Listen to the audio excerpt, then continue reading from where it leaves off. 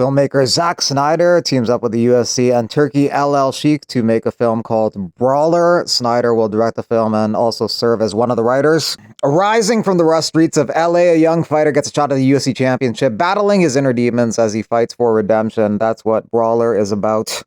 Ariel, Helwani, and Michael Bisping in the past were probably cool, but over the past few years, they've developed a beef which continues to this day. He's a total dickhead. He's definitely up there as well. See, I don't think about him. I was thinking about fighters.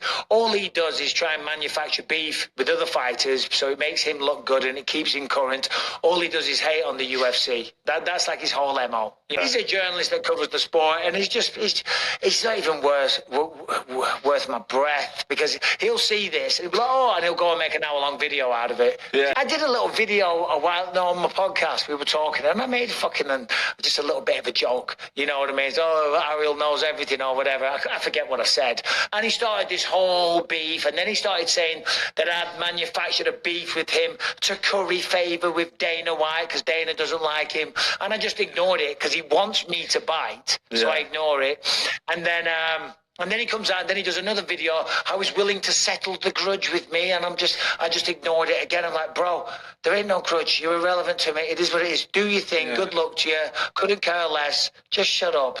This last year may have been the origin of their beef. Juan is out there. A lot of the time he's posting and tweeting like he's an expert on everything, but he knows nothing. He's putting feelers out there because that's what he wants to do. That's his badge of honor. He likes to break news. If I hear of a situation, I'm not doing investigative journalism, trying to find out, like my life depends on it, and I will risk everything so I can be the one to break it, because who gives a f***, and it's none of your business. What will be.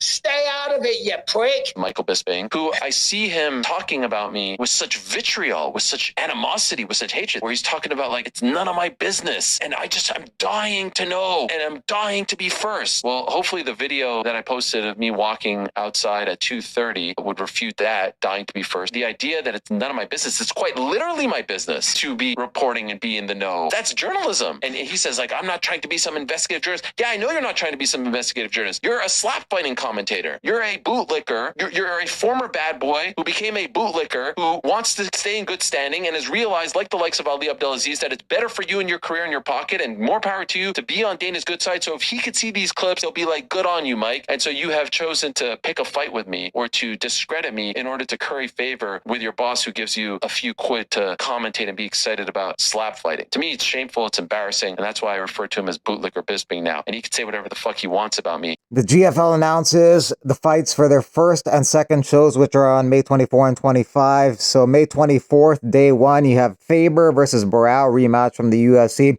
Mendez versus Linares. Anthony Pettis versus Benson Henderson. They fought 3 times before. Once in the WEC, Pettis won that. Once in the UFC, Pettis won that. Once in Karate Combat, Pettis won that. And now in the GFL.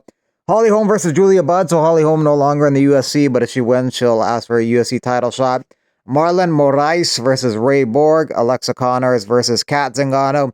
So a lot of former champions in the UFC or championship contenders. And day 2, Sunday, May 25th. Tony Ferguson versus Dylan Dennis.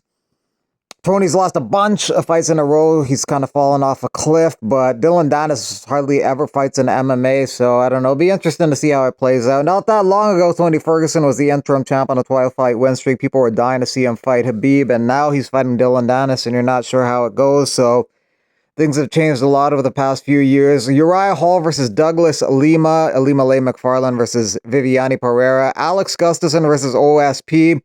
Those guys fought John Jones in the UFC for the title in the past. Alex Gustafsson fought Jones twice. Alan Belcher versus Stuart Austin. Paige Van Zandt versus Randy Field. And Gleisman versus Abu Nurmagomedov. Benoit saying that he seems to have some interest in moving up a weight class to 170 welterweight. Former UFC bantamweight fighter Taylor Lapalus makes his PFL debut at PFL Europe versus Ali Taleb. That's in Paris, France, Saturday, May 24th. Former UFC fighter Jared Gooden fought and lost over the weekend, and he's called it a career. What's up, guys? I want to let you guys know that I want to thank you all for everybody reaching out to me, everybody commenting and everything. Keep my spirits up. Thank you guys. You guys are awesome. I want to take this time to let everybody know that my time has come. I'm walking away from the sport. thank you to everybody who's helped me along my journey to get me where I have been in life and everything. But man, to be honest with you guys, man, I just don't have the love or the passion I have for it anymore like I used to when I was younger, man. And again, to be honest with you guys, I keep everything pretty private. Man, me and this amazing woman brought a beautiful baby girl into this world, and my focus is on her now. You know what I mean? So I'm gonna hang up my gloves for now, man, and can't wait to let you guys know what I'm gonna do next in life. Thank you guys, everybody. Thank you to everybody for everything you did for me. Man, I can't say it enough. I hope you guys stay easy, guys. Ryan Bader no longer with the PFL. He's a free agent. He's down to do one more fight in the UFC. Now, we are a free agent. For me, do I need to be fighting, 25-year-olds at 5 rounds and all that kind of stuff? Probably not. I have the skill set, but I'm 41 years old now, so I'm not done per se. I may be, but, cool opportunities, fun fights kind of, come my way. We're definitely interested in that's kind of already started, to be honest. Dave Martin, my manager, and I, we definitely talked about how cool it would be even to come back for one more fight, and a career there, where it started. I don't know who's getting the next title shot. It could be Cape Kaikar France. But if whoever doesn't get it, I'm down to fight. I want to fight Cape. I need that. I like the idea of me and him fighting. Kaikar France, me and him haven't fought in a few years. He's made a lot of improvements. That fight was sick originally anyways. We could do the Moreno trilogy, even though I have a win over him. He has 0 wins against me, and there was a doctor stoppage in our first fight. Horiguchi's coming back? That'd be sick. Horiguchi's sick. That would be a dope-ass fight. Armin could just realize I have wins over the whole top 5 of the division. Only been the only person with wins consistently in the top 5 of the division for the last 2-3 years, and just quit bullshitting me and give me a title shot. But if not, I'll fight any of those guys. John and I talked about the UFC having a star problem on the Weigh In podcast, and I think right now what they're trying to do is find guys that can help fill in that void. And look, I don't think they have a star problem. I think what you're seeing is that there's just not enough fighters that are making their way to the top. The young talent is not able to beat the old grizzled veterans, the Dustin Poiriers, the Justin Gaethjes. So we've seen these fights multiple times. You're seeing the same thing at the 125-pound division with Pantoja, Rival, Moreno, all those guys. They just added Kyoji Horiguchi to the 125-pound division. I think what almost every weight class needs a little shot in the arm to get things motivated. Michael Chandler was able to do that with the 155-pound division. There's that little spark that they needed. I know that he hasn't panned out probably the way that they were hoping he would, but ultimately it ended up being a good shot in the arm for the 155-pound division.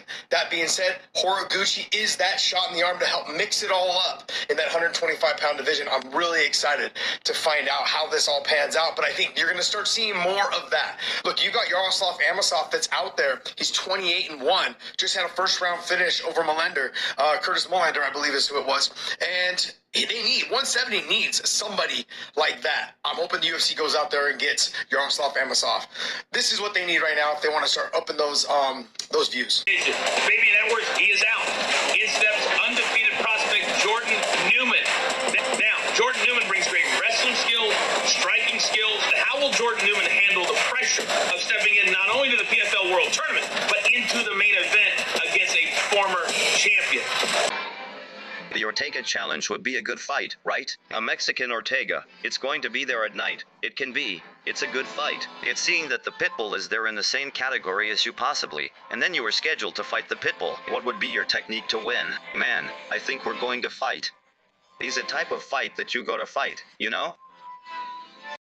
Just want to say, can we please keep the chatter to a minimum? I'm one of the people who's very, very prone to sensory overload. There's a lot of whispering and chatter going on. It's making it very difficult for me to focus.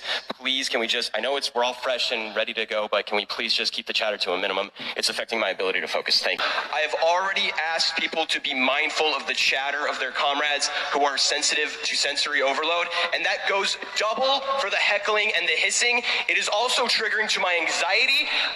Like, the be comradely isn't just for, let's keep things civil or whatever. It's so that people aren't going to get triggered.